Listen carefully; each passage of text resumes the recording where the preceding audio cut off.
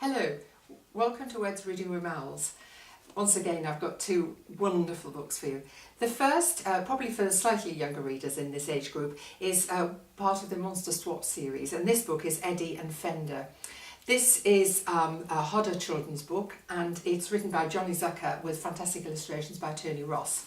And the second book, for the slightly older readers, is part of the Devil's Triangle series, and this book is called Eye of the Storm. It's by Mark Robson and it's a Simon & Schuster book. More of that in a minute. I love the Monster Swap series. It's really fantastic, this book by Johnny Zucker. And this particular book, Eddie and Fender, is about Eddie, the human boy, and Fender, the monster. If you're not familiar with this series, the humans and monsters have decided they want to create a better understanding of each other's lives, and so they've started a sort of an exchange, set up an exchange for children and young monsters to exchange with each other and to stay with each other's families. I'm just going to read a little bit from the very beginning. It just sort of sets the tone of the story. This is before Eddie goes to stay with Fender. Thank you so much for agreeing to host the visit of Eddie Wright, Fender's human exchange partner. Eddie is very much looking forward to his visit, but I must warn you not to be taken aback by certain of his human behaviours and skills.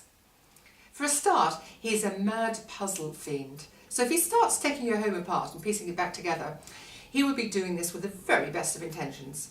He's an expert at Kung Fu, a human martial art, so if he challenges any of you to a fight, it is not because he doesn't like you. In addition, he possesses just the one tongue, so I'd be grateful if you wouldn't throw him hundreds of feet into the air when he uses this for both sweet and savoury foods.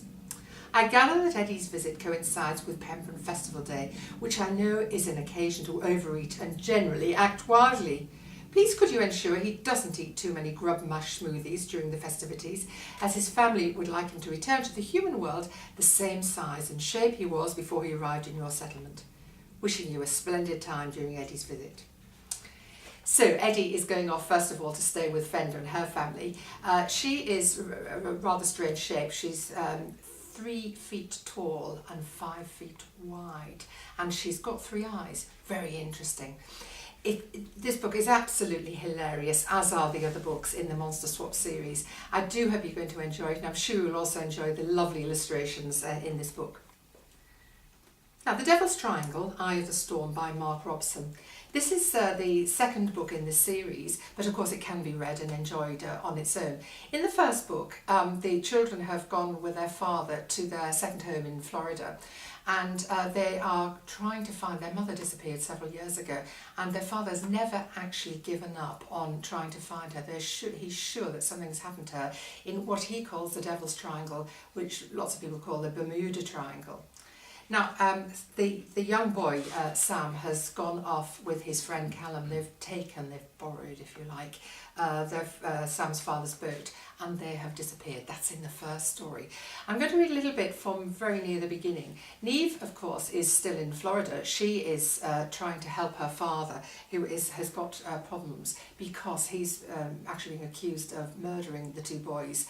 As nobody can actually find them, the police won't believe that they've actually disappeared. Borrowing his dad's boat without permission to go fishing that day with Callum while at their holiday home in the Florida Keys had seemed a good idea at the time, but Sam could never have anticipated the danger his rebellious trip would land them in. There was little point in pinning his hopes on his father managing to come and rescue them. Given what he now knew of how the Bermuda Triangle phenomenon caused crossings into this parallel world, the odds of any rescue party finding them were minuscule. If he and Callum were ever going to return home, it would be down to them. Now, the good news for Sam is that he has actually met up with his mother, so we do realise that the twins' mother is still alive. But of course, Neve, as I say, she's left back in Florida trying to help her father before he is convicted of murder. It's a very exciting book, a very exciting series, and I do hope you're going to enjoy it as much as I did. I also hope that you're going to enjoy the fun activities that I've written to accompany these books.